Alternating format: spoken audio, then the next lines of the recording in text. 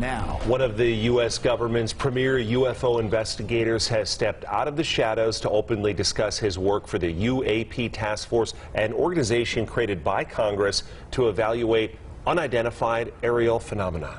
Now, this investigator is not unknown. In fact, he's been hiding in plain sight, and he spoke exclusively about his investigations with the I-Team's George Knapp.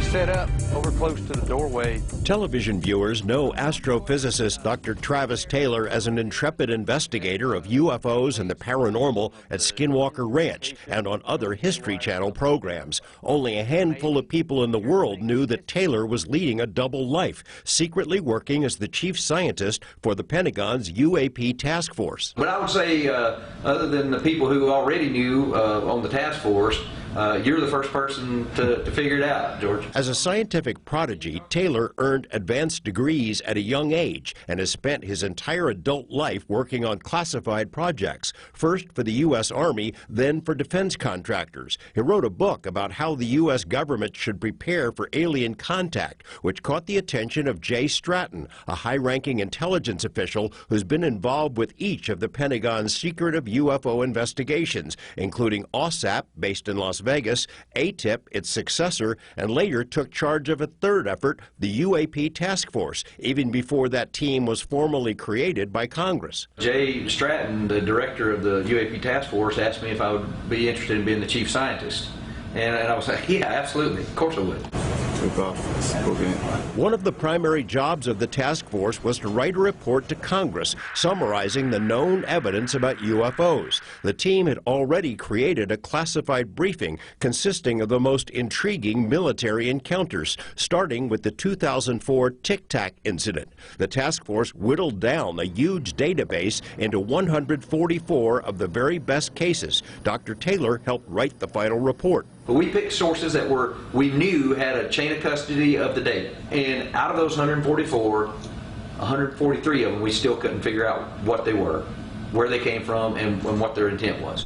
Civilian debunkers have tried to explain away the Tic Tac and gimbal UFOs as birds or reflected light or far-off jet engines, as if military investigators were oblivious to such possibilities. When the UAP task force determined objects to be genuine unknowns, it wasn't merely relying on video clips for evidence. Here's the thing, a skeptic and a debunker, they take their results by starting from the beginning, by knowing that the result is going to be this. So they take the analysis to lead them in the direction to do that.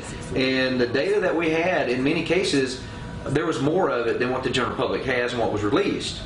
And so when we say that we had a thing that was from multiple sensors and it told us multiple things, and we also had eyewitness accounts, audio information, and so on.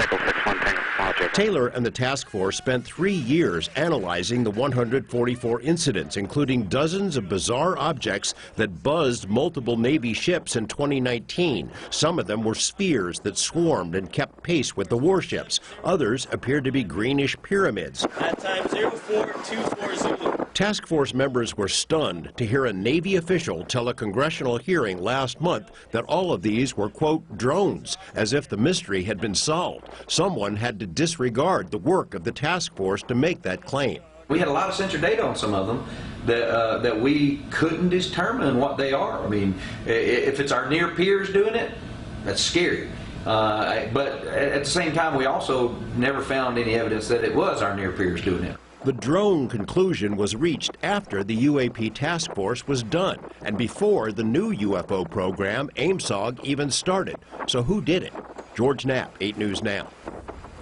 Dr. Taylor went into much greater detail about why the drone scenario just falls short of explaining the 2019 UFO encounters, and also why so many UFO videos appear to be fuzzy. I have seen some things, and some things that my car has started and stopped itself. Sometimes the electronics will act weird for no reason, and then they'll be fine.